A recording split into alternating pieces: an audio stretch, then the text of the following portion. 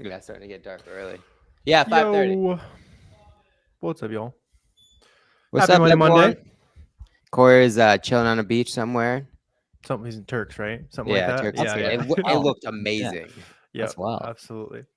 Monday, Yeah, taking that pre Q4 vacation. I don't know about that mid-November vacation, but I'll allow it, I guess. It's times of a guy who's outgrown FBM.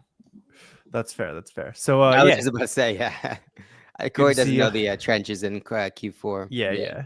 He did. Well, he doesn't need to. Yeah. But on the other hand, right, guys, this Wednesday, 7 p.m. Eastern, we have a free live training going down. It's going to give you everything you need to know for Q4, a bunch of just really good, for lack of a better term, like advanced strategies we don't really share anywhere else, guys. So make sure you guys get registered for that. It's at the link in the description right there. That's at 7 p.m. Eastern on Friday here. About to unsubscribe. Pete, it's so wealthy that you're coming. I'm pumped. I'm pumped to see you.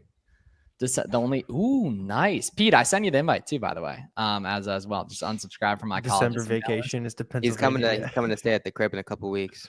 For how long? Probably just like the extended weekend, probably like Thursday, Sunday vibe. Cool. All right, wealth. Okay, cool. There's a really good wing spot. I can't remember what it's called. That we should get to. Maybe I'll come home that week too. Going on run, skill issue, low key. No, that's that. It's about to be freezing cold in 30 minutes in Wisconsin vibes. Yeah, that is a skill issue. That is a skill issue. Oh, what up, William? Backdrop, right?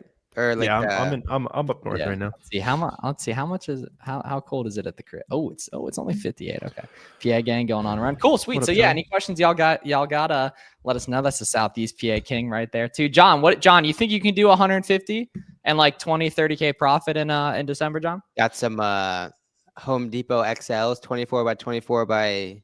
Is it 24 again? I don't know. 24 by 24, 18 maybe. So the Walmart ones are the ones that I always use because I didn't have a Home Depot that close. Yeah, so I was ripping Walmart boxes. Yeah, 24 by 16 by 19. Yeah. Easy 150K. There you go. Home Depot larges are like 27 inches in one direction. I'm like, that's just useless. Yeah, well, exactly, right? I'm sure they like low-key probably made a correct one that worked too. What now is that like for the next 2 weeks, and I've just made a YouTube video about this. I know these guys have posted about it as well. You have to be just loading up on your Keepa tracking alerts. All the winter SKUs, sweatshirts, sweatpants, all those sorts of things. Just load up on Keepa tracking alerts and just get notified to join those sorts of markets, FBM. Yeah, and mind you, you can do Keepa tracking alerts, not just for price, but also Amazon price. So Amazon out of stock. You can track sales rank too, which I didn't. Yeah, I was sleeping on. God, you just got to go to like the advanced tracking. If you guys, if you're sense. I don't know. If you're hip to Keepa tracking, then yeah, definitely do that. I was seeing a bunch of like Christmas stuff that I've been tracking over the whole year start to pop into top 300K rank, that kind of thing. It's just going to keep going down. Yep. Yes, sir. Yeah, bro. That dude, the whole fucking UI of Supplier Flow looks dope. Yeah. How fast or how concerned should we be with the Trump imposed? Not at all. We just taking the bait stuff, bro. Not at all. Yeah, you're good. Yeah. The things that are out of your control should not take up any mental space, right? Just worry about the things in your control. Source more, buy more, spend more, rinse and repeat over the next 8 to 10 weeks, and you'll start 2025 a different person with a different business. Wherever $1,000. Oh yeah, for sure. Wherever prices change, margins will pretty much be the same. Even over the last several years of stuff being wild, basically Amazon sellers are still running the same margins. The market will adjust. Yep. How fast can I expect my inventory to sell? Yeah, so it completely depends on how fast like that product specifically sells. Luckily, you can see that on the Keepa chart though, what do I need to start selling? Yeah, so Murray, you should definitely tap in with us for the free masterclass on Wednesday night. You guys can just head to the link in bio to get registered for that. But in general, too, pretty much what you're going to need is an Amazon seller account, SellerAmp, and Keepa. A lot of beauty requiring a minimum of 100 to ungate. In my opinion, if you're not buying directly from the brand within the beauty category, it's not worth it. Too many issues with authenticity, too many issues with returns, too many issues with just lost money. There's plenty of other money to be made elsewhere, right? A lot of things these guys talk about, clothes, shoes, things with a lot of variations, a lot of variety, a lot of different opportunities to make money. Pretty shallow in the SKU. Those are the sorts of things that all cumulative we have tens and tens and tens and tens and tens of hours of live sourcing. Just start digging into that stuff. Yep. Should I sell name brand products that are already selling by the brand? So don't sell ones that are already like being sold by the brand themselves. Sell ones that you can see a bunch of third-party sellers making money on. Yeah. Justin, you're saying you had a shipment. You think you can still get it to FBA if you send by the 15th? Yeah, I mean, a lot of stuff I've been seeing like 3 or 4 week for it to fully check in, which is a lot faster than previous Q4s. Just you got like a couple days left to send anything that has to sell during Christmas season, basically. Yeah, but if it's already FBM friendly, just FBM it today. Yeah. You know what I'm saying? Yeah. Like Justin's been around. He knows the game. Yeah. But yeah, you got like a couple days, I'd say. Yeah, like typically, if you're worried about that, it's like the listings are already pumping FBM, so you should just pump them FBM because then you can restock them a lot quicker too. Do you think it's cocky to ask my supplier to prep my products and send directly to Amazon? Pedro, we've missed you, bro. We missed you, man. Not at all. Not at all. I think that saves you money. It potentially you could pay them to do it, and then they make extra money and do. They're not going to take offense to it. The worst they're going to say is, no, we don't do that. Well, the thing is, if they offer free shipping, they're going to be saving money. They make more money. Think about it, right? If at a certain threshold, it's like if it's a $10,000 order and they offer free shipping, the shipping is not free. They're paying for the shipping. So if you are offer that as a substitute, I mean, if they have that capability, they likely will be more than thrilled to do so because they save probably hundreds, if not thousands of dollars in freight.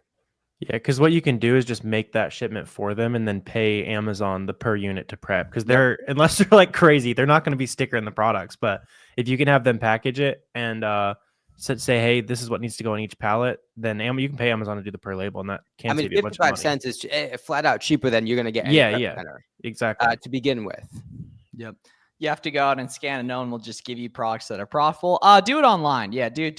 Online arbitrage is easier. But yeah, all you guys on TikTok should head to the link in bio.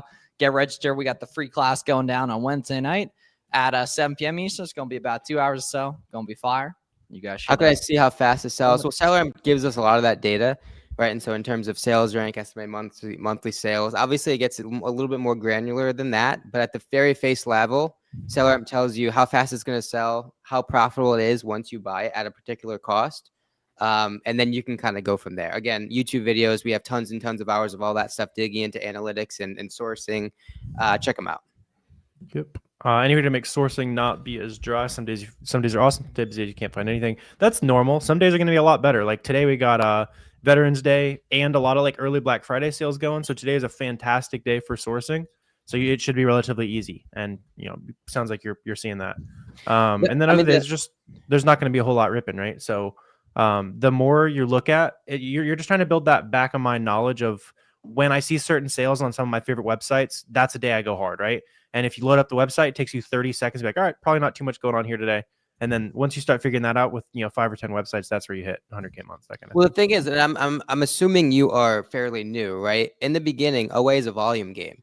You don't necessarily know what brands. He said he did 30, so he's hip to the game, yeah. Okay, yeah, but even still, right? If you don't have a full catalog of brands that you've had success with, niches, categories, sales, and sites that you kind of know like the backdoor approach to, you have to gain a competitive advantage, and that competitive advantage in most cases is required to kind of break through that ceiling of 6 figures in revenue on the OA side. Yeah. If you only reverse source, try some KPF too. Toxic. Come to the class tomorrow. We'll show you how to do a lot of KPF, some new sourcing. Or Wednesday night, yeah. I can't get past 30K a month. Well, it's not that you can't. There's like the government told us people have walked on the moon, right? Like it's not necessarily that you can't. It's that you haven't yet. Like crazier things have happened. For example, you know what I mean? So it's not that you can. It's that you haven't. If other people can do it, you can too. Business models don't fail. People do. Business models don't succeed. People do. Right now, don't worry about your IPI. Now, life's too short to worry about your IPI. Yeah, life's too short to worry about your IPI. Yeah, don't worry about that. Just picked up my printer. Going to be setting up my Keepa and SellerAmp accounts in the next couple of days. Any tips for my first shipment? It's gonna suck. Expect it. You'll get through it. The second one will be better. Boxum makes it a lot easier, Mohammed. Yeah. The first one on Seller Central is rocket science. Just cut all that out. Literally completely true. No, don't do a Telegram. No. Telegram wholesalers are scammers. Now, please don't do that, my friend. No automation, no Telegram groups, no Instagram DMs, and they got 1,000 units of this. Yeah, no, definitely don't worry about that. Yeah. If a picture, packaging, size of beauty product is the same, does UPC need to be the same?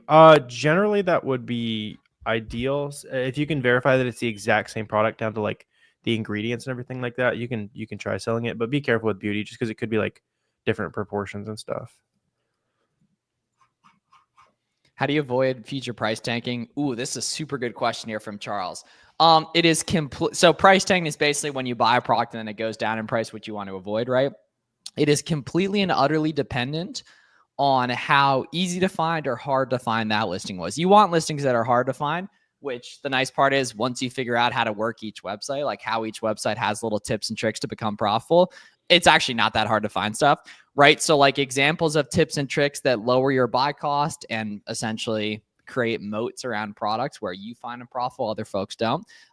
Getting a reseller certificate, so a tax exempt permit, right? Coupon codes, discounted gift cards, sales tax, etc. is really important too, right? So coupon codes from Capital One Shopping and Coupon Birds, holiday sales, early Black Friday sales going on right now. Rewards programs at different retailers is huge too. If you guys are on my channel, click the link I just dropped. It's all of the discount methods, how to use them, that kind of stuff. I wish I had more replens. I wish I had more consistency. These are choices, brother. These are choices. You know what I'm saying? Like, you know what I mean? You're a powerful creature. You know what I mean? You can do this stuff. If other people do it, you can too. Should I favor distributors, wholesalers in my state? I mean, of course, right? Quicker shipping time. Potentially, you can go pick it up, save on shipping completely. A lot of the more local places, maybe things that you pass on the way to work or whatever, those are some of the ones that maybe fly under the radar, right? Because if you think about it, same principles that hold true in away, a lot of times hold true in wholesale. The site that goes to thousands of Amazon sellers, the Nike.com completely wide site-wide sale, right? A lot of those products are going to tank. The first grocery distributor that pops up when you type in grocery distributor Pennsylvania, those are probably not going to be the best prices. So it's the places where you find the distributor, the truck is driving by and you call the number, or you're driving by and it says brand X distribution and it's something that's down your road. Those are the sorts of hole in the wall places that you can build a relationship with, build rapport with, and get some good pricing. Do you use lost inventory reimbursements yourself? They changed the policy on that, so I'm gonna have to like very recently see like what the move is these days. They're claiming to reimburse a lot of it for you, so it might depend. But for now, I still have a lot of the manually reconcile all of your lost shipments just because it's pretty easy and you can just go and like box them and say, oh, 75% checked in, it's closed. You just pop in the invoices, and then those can be useful for like the small things that Amazon misses, like random things that they didn't reimburse. But if it's like missing inventory, then do that yourself because there's no reason to give away 25%. Really appreciate how simple-minded Miles is. Simple-minded. Hey, appreciate you, gang. Yes, sir. He really seems to make this stuff seem complicated. Much appreciated, bro, and everything else. I think you meant the reverse, but we get what you're saying. yeah, appreciate you, William. Yeah, we appreciate you that. Have you seen crypto lately? Shit's crazy. I'm fighting my hardest to not talk about it. If a package is lost, should you go through UPS or Amazon? If it's shipped through UPS, you'll go through UPS. Yeah. Why are some of your orders still pending? Usually it's the customer, doesn't have enough money. It's insufficient funds probably. It'll go back to your inventory pretty quick. When looking at SellerAmp and there's a variation chart, or is the chart across all variations? No, actually. So the Keepa chart is variation specific, which is a super good question there, basically. So the way you're going to gauge velocity between variations, aka which size sells best, is going to be using the variations tab on Keepa. Yeah, the monthly sold chart on the middle of SellerAmp also is variation specific, Sonics. So if you see it's like 50 or 100, that's actually just that variation. When you get ungated, can you submit 4 receipts to get the minimum, or do they have to? Yeah, you can combine. If you actually do 100, you could do 100 different invoices if you really had to. Also, just submit 10. I've been ripping 10. I don't think that people are properly trained on that yet. Yeah. Oh, yeah. Yeah. And Chanel, either way, I mean, if they're requiring 10, it just is invoices that combine to 10 plus. So theoretically, you could do 10 invoices of 1 unit each year. Does SellerAmp calculate shipping costs? It doesn't necessarily calculate it, but you put it in. So for FBA, in your settings on selleramp.com, you're going to have 80 cents per pound in there. And then for FBM, you're going to scroll down on SellerAmp and toggle to FBM on the profit calculator, and then put in the estimated FBM shipping cost based on the weight. And where you're going to get that is a free guide I got for you guys on howtofbm.com. Yeah. SellerAmp for variation monthly sold. Yeah. Yep. How'd you get past 30K? You've only done FBM. I mean, yeah, maybe toss a little bit of FBA on that, but it's just more of the same toxic. Honestly, like since you got to 30 a month, like, yeah, I mean, like what got me from 30 a month to higher is talking to other people. Like I was hanging around 30 a month for a few months and then started hopping on calls, sourcing products, kind of sharing ideas. And I was at 150 a few months later. I mean, really the delta is just going to be going deeper on SKUs, right? Yeah. It's getting the confidence to buy 100 as opposed to 10, right? Buying 500 as opposed to 50. It's being able to like take advantage of the opportunities when you know they're good, because oftentimes when newer sellers, they identify, I mean, because let's be honest, this isn't rocket science. It's not hard to identify a good product, but what separates a good, a profitable seller versus a, you know, like a mediocre seller or like a very profitable seller is just how many they buy. They're looking at the same things. It's not Spanish. It's all pretty simple. It's just having the confidence and the competence to buy 500 as opposed to 50, right? Because oftentimes where newer sellers kind of don't benefit as much is they buy 50 and then like, oh, I wish I would have bought more. And that's what ultimately it comes down to. And to Warner's point, being around like-minded people, whether you call it peer pressure or whatever the case may be, a lot of times you end up buying more when you should. And that's the name of the game. Also, go back to those products that you did win on and look back at the charts, and you'll start seeing common themes. It's like, all right, when I see this, I know I can buy more. That's the thing. Like that's something that I tell every newer seller over the first couple months is document every single buy you make. Take a screenshot of what you saw, write a little blurb in Excel, right? 2-3 sentences justifying why you bought it. Maybe any question marks, any inconsistencies, any things that you're not sure about, right? And so when you go back in 2 or 3 months, well, now you have a representation of what you saw at the time, what you were thinking at the time, and you can compare it to the current situation. It's now you can go back and say, oh, this ended up tanking. I was suspicious of the number of sellers that are coming on. Well, I know that now, right? I can put 2 and 2 together. And that's how you can start iterating, right? As a newer seller, you need to be learning every single purchase, every single one, right? And when you compound hundreds of buys, hundreds of purchases over the couple months, well, now you have experience, you have more money, and now you get dangerous as a seller. If buy box is distributed to 10 plus sellers at 14%, I'm just entering. Can I expect a similar split, and how long? That's just like a really, really highly intelligent question. It's going to be pretty much the same. Yeah. Yeah. Yep. Ooh, this is a super good question. Let's see. How can I learn to use coupons? Join us at the free live class on Wednesday night. Yeah, we got a ton of good stuff. Warner shares some game during it. Like, I promise you've never seen anywhere else for free. Like, yeah, join us at the free live class on Wednesday night. Maybe it's not reverse. I mean, it's going deeper, right? Because if you think about it, like if we compare a couple different businesses, one that buys 100 units across 10 different ASINs, well, think about how long it takes to find one ASIN, extrapolate that over 10 times.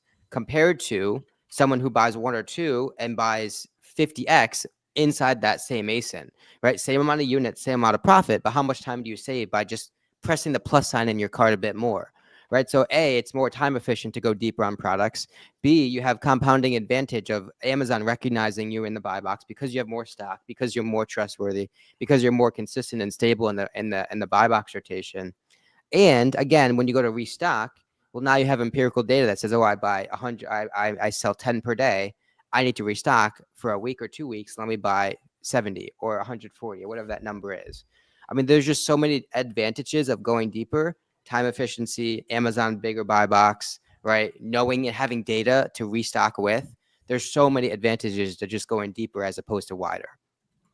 Do you recommend B2B to find procs? Not really. That works. It's just more expensive. Like, it totally works though.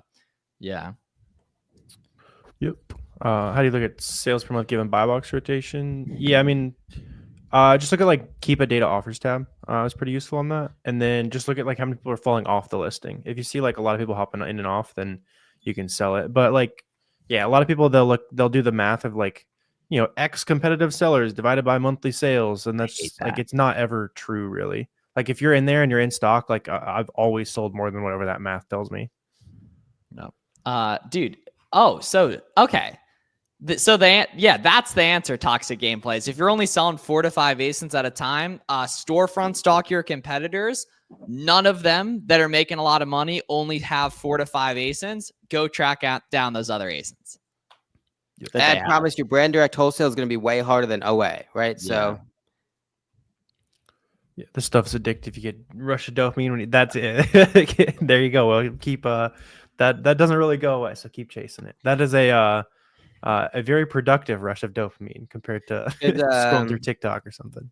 There's a listing that's profitable, has 50 sellers. Should we stay away? So it's relative, right? So there's one listing that may have those 50 sellers that sells 5,000 times a month, and then there's another listing that has 50 sellers on the listing that may have 500 times the sales per month, right? And so those are vastly different scenarios that are going to lead to two different outcomes, right? But just make that kind of evaluation. How many times cumulatively does it sell a month?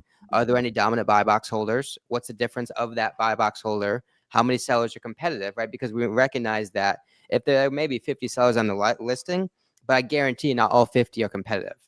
If the buy box has been between 20 and 25 for the past couple of months, and there's 10, 20 sellers that are up at 50, they're not really competitive, and you don't have to worry about them.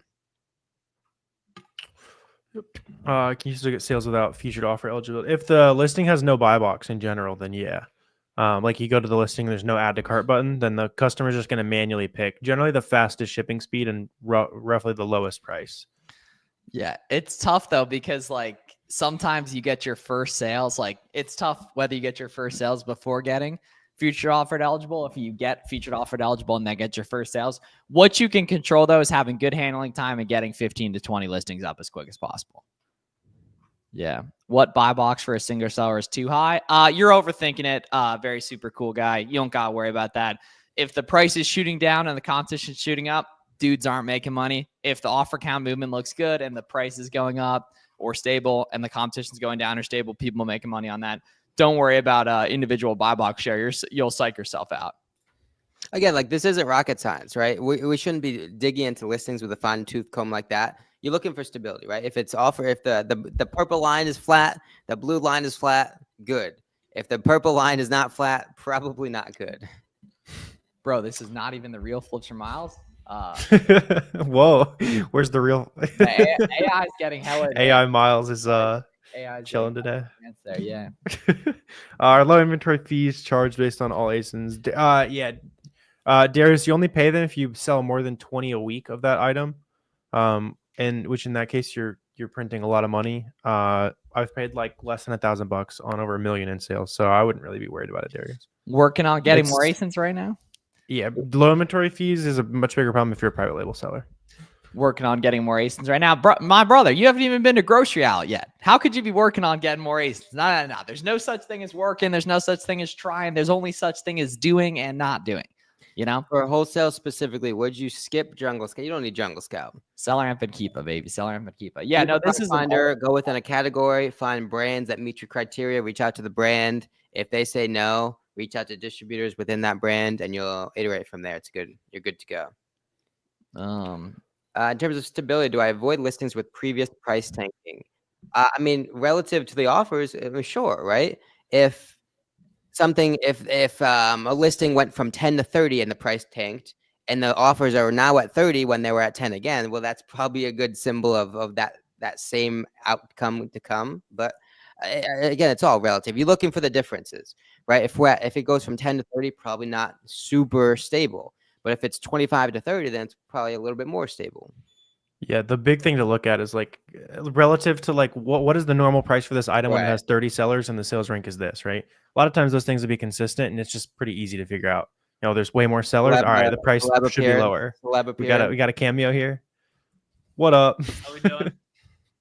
Happy Monday. Oh, let's go. Okay, Dan, walk everyone through your story a little bit. Your Chad Scale. Your haircut looks good, by the way, too.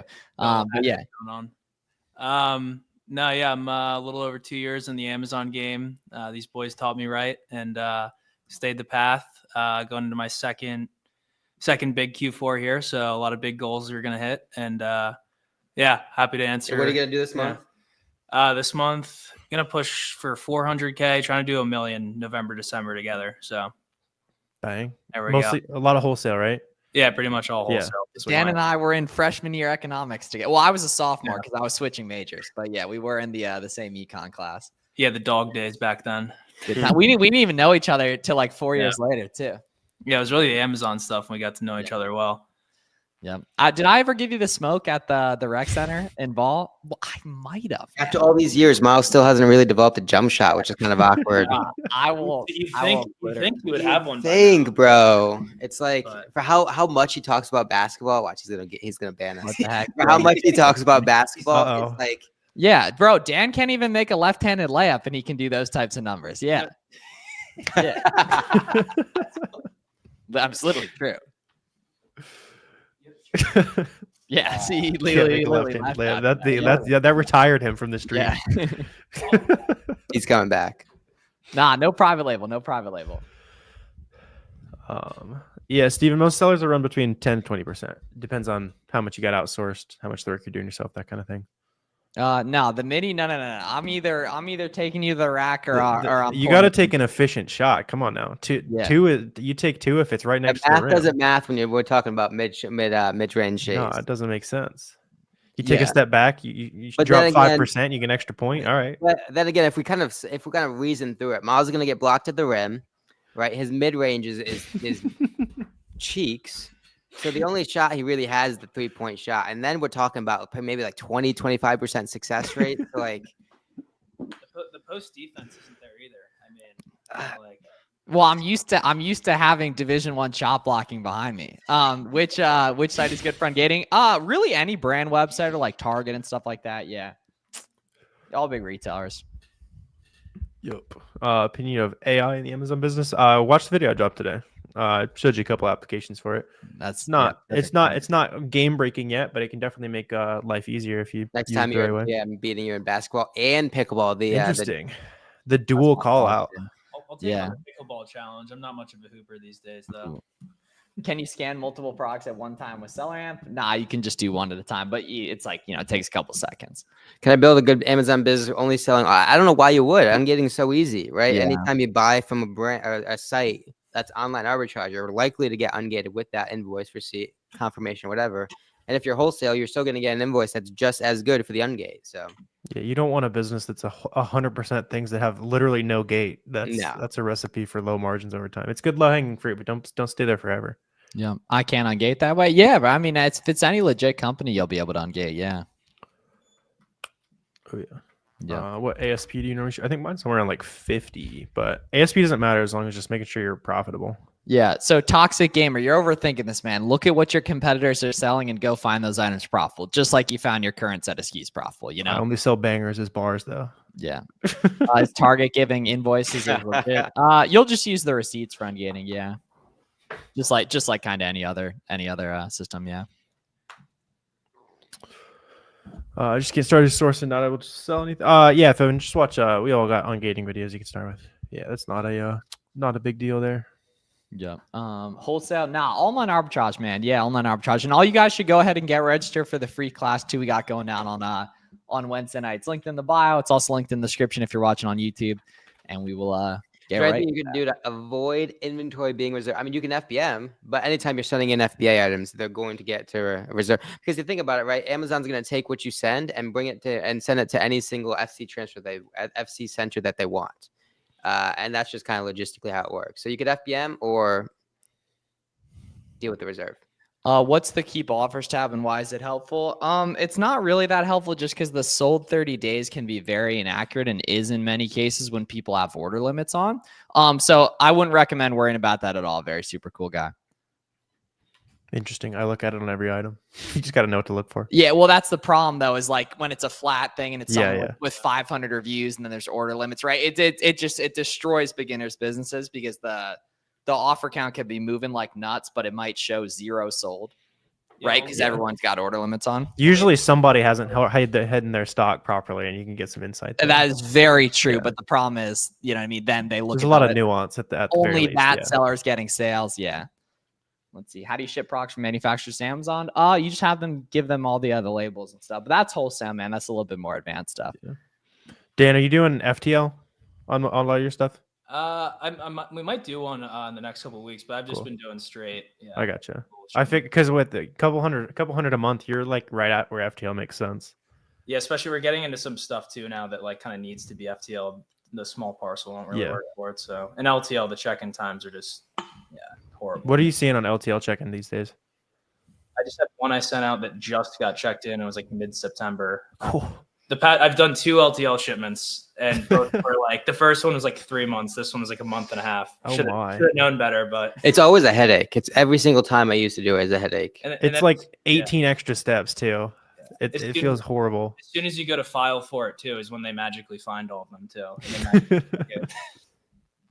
Well, especially if you have to request like a lift gate and all that stuff. It's like then the first truck comes without a lift gate, then you have to reschedule it, and then that's not for another couple. And then days. The guy who shows up is like, "Hey, you didn't say we need a lift gate," and they're like, "No, I said it 6 times that I needed a lift gate." FTL at least though is the same day check-in. So once I get to that, we'll start. Yeah, Ollie's is dope. Yeah, you got Ollie's locally too. Yeah, yeah, not a bad idea, Steven. Absolutely. Right there. Talked about this. How do you gauge how much to buy based on keep it off? Yeah, so like we're talking about, William, like a lot of people hide their data. It's not always gonna be perfect, but you can usually look and see, at least to verify, like, hey, this seller, his price was $50. I want to sell it for $50. He sold like 2 a day when his price was $50, and so it more just verifies, hey, people actually pay the price that I want to charge. And then you can just kind of take a rough estimate based on that. But yeah, a lot of times the offers tab won't line up with like what the estimated sales say, and I would trust estimated sales over offers. Yeah. He said, I hope I don't see you for a long time. Oh, you're either. Yeah. You got to be making that life easier, man. You got to be showing love to him and everything. Yeah. That's tough. Oh, dude, if you ship them FBA, you'll already be buy box eligible. They're just not fully yet checked in. So once they're fully checked in and available prime shipping, you'll be chilling with that. Yeah. Is it already dark in PA, Garrett?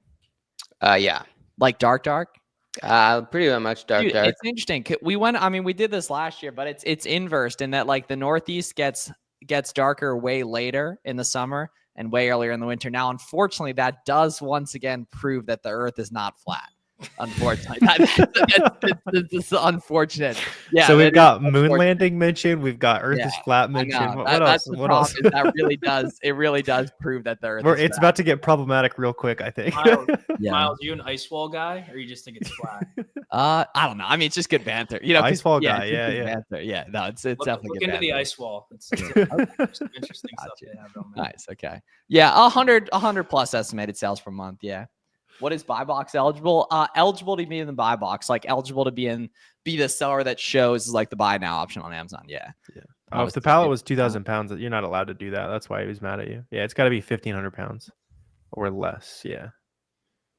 Yeah. Cool. All right. I'm coming live tomorrow. So it's Wednesday night, guys. But yeah, make sure to tap in with us. We got the free class going down on Wednesday night, and tomorrow at 4 p.m. Eastern, we'll be live for SellerAmp Seller Hour as well. So make sure you tap in for that too. And appreciate everyone tapping in tonight, and we'll see you guys soon. How much sleep am I going to lose here? I'm very much an old lady for a 37-year-old ready to quit 18 years. Yeah, I mean, that's the thing. You'll get back a lot of time if you get good at it relative to, continuing doing that. You got to dump a lot of time in the early days to buy your future a little bit. And anything is going to be true, right? You know you're going to have to work hard to not work hard in the future. Yeah, right there. Cool. All right, appreciate y'all. See you guys soon, and have a great night. Make sure you get registered for the free class on Wednesday night. Be great. Bye. Adios.